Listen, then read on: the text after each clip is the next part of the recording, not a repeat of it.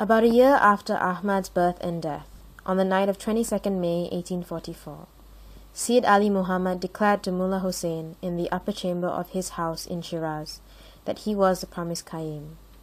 Khadijih Begum's response to the Bab's claim is recorded in the Dawnbreakers.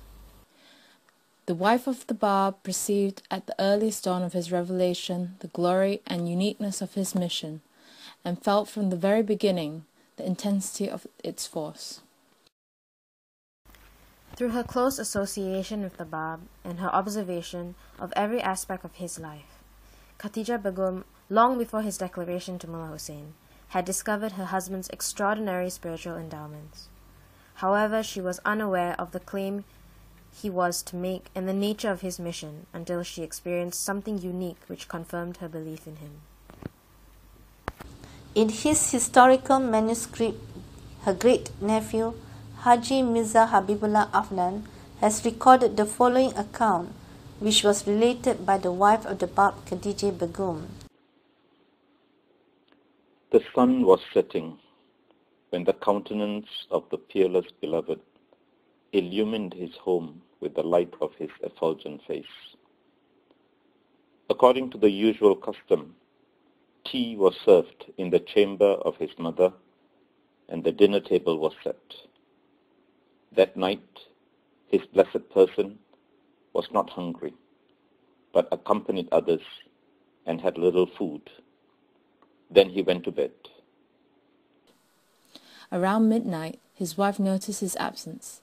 She became worried and searched the courtyard of the house and the room of his mother, but did not find him anywhere. As she was not yet aware of his inner heart's secret, her anxiety heightened with the passing of every second.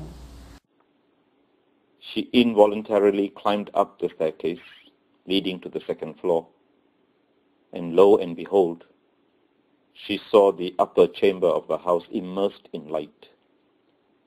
What was the source of all this light? And where had the lamps come from, she asked herself. But this was not tangible light. It was divine light. And she did not see it with her outward eyes, but with her inner sight.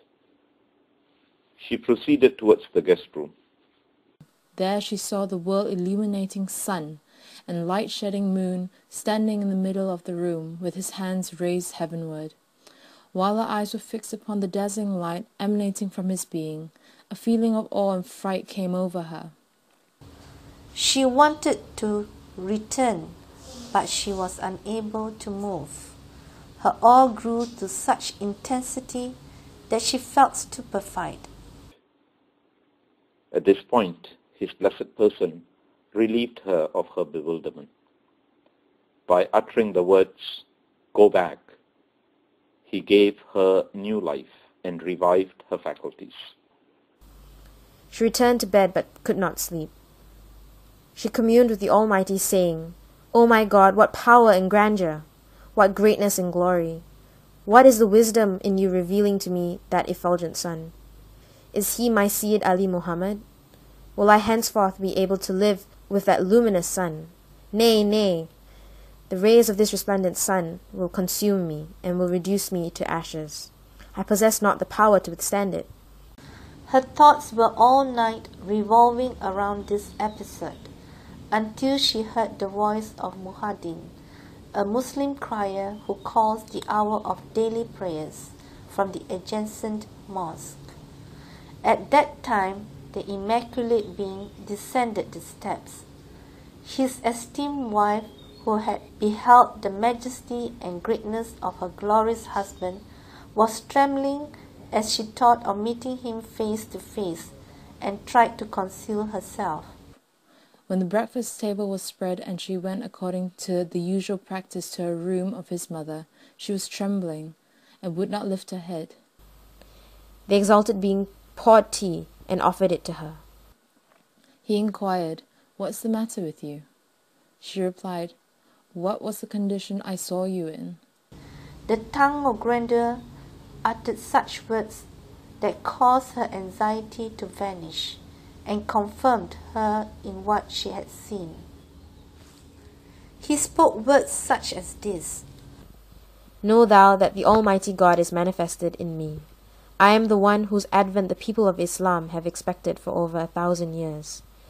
God has created me for a great cause, and you witnessed the divine revelation. Although I had not wished that you see me in that state, yet God had so willed that there may not be any place in your heart for doubt and hesitation. Just as Khadijih, the wife of the Prophet Muhammad, witnessed the first emanations of the Spirit of Truth manifesting in her exalted husband, and became the first to perceive the divinity of the mission with which he had been entrusted, so it was nearly 13 centuries later when a descendant of hers, also named Khadijih, became the first to recognize the Sun of Reality shining through the person of Sayyid Ali Muhammad, a lineal descendant of the Prophet Muhammad and his wife Khadijih. Khadijih Begum was the recipient of this tremendous bounty without preparation and expectation, for despite her awareness that her husband was above other men in stature and spiritual endowments, she never imagined that her intimate and loving companion would be the promised Qaim. The discovery was no doubt an overwhelming and awe-inspiring experience.